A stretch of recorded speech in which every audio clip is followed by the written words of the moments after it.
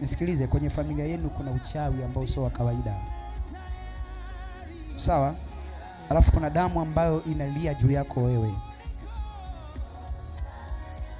Kuna damu ambayo inalia kwenye familia yenu ambayo imesababishwa na uchawi.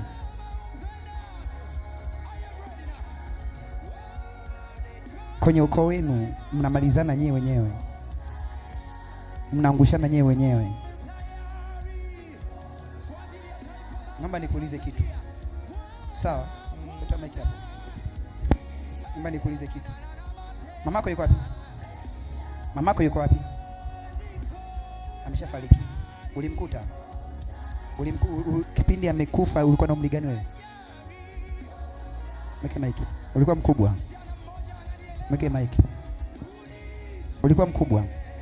Nataka niongee kitu sawa?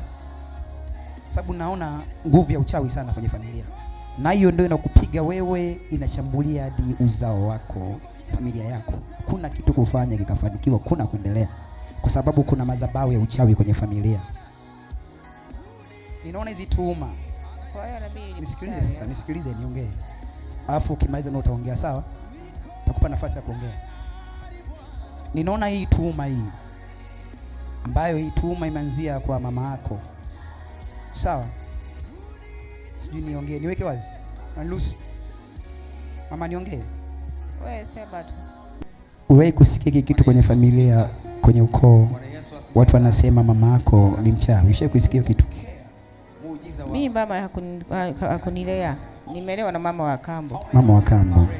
Nimekuja kumwona mama, niko mkubwa na mimba ya kwanza. Mimba ya kwanza. Nilikuwa simjui kabisa. Baada ya kumjua Ndio nikawa najua sasa huyu ndio mama. Umeishi naye kwa muda gani? Umeishi naye kwa muda gani baada ya kumjua? Ndio mwaka mmoja uliishi. Mwaka mmoja akafa. Amekufa sasa hivi ana miaka karibia au mitano imefika. Kwenye familia yao kulikuwa na roho ya uchawi? Sijui, kwa maana mimi hawakunilea. Nimelewa na mama wa kambo kwa baba. Na ndicho ambacho kinakufuata wewe, kinakushambulia. Kuna wakati wewe, niangalie mimi.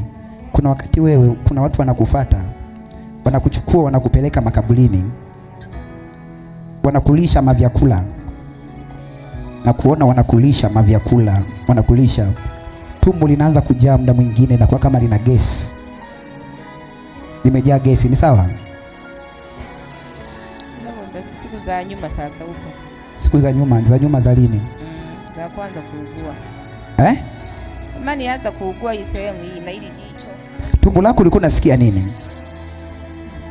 Nenyewe ilikuwa limejaa tu, sio kujaa sana mpaka nikapata na gesi. Ulikuwa unakuchukua. Sawa. Nataka leo Yesu akufungue, si ndio hivyo? Nyosha mikono juu.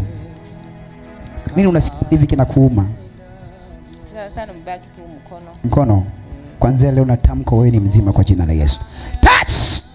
Jina la Yesu. Touch! Jina la Yesu. Mkono na ufungua. Naomba maji. Mkono na ufungua. Naomba maji kidogo. Mkono huu unatamka kufunguliwa. Tamka kuachiliwa. Touch! Jina la Yesu. Ongeza tena. Kwanza leo mwanamke pokea uponyaji. Kwa jina la Yesu. Kwa damu ya Yesu. Mkono umefunguliwa kwanza leo.